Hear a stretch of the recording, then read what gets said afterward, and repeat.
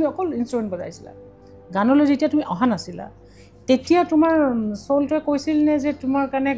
তুমি গান গাব লাগে কোনটো কৈছিলে মানে তোমাৰ ইনষ্ট্ৰুমেণ্টৰ টাইপ তেতিয়া আৰু হবা নাই মই বেছিকৈ বজাইছোঁ লুনা সোণালৰ লগত তাক পাহৰি গ'ল এতিয়া চবেই তাই গান নাগাব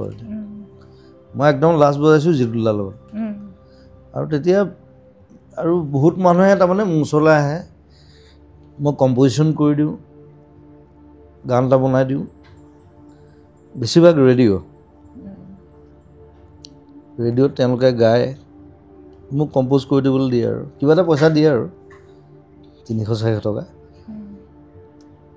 খালি বজাওঁতে মই বেছি পইচা পাইছিলোঁ যেতিয়া কিবৰ্ড বজোৱা চবৰ লগত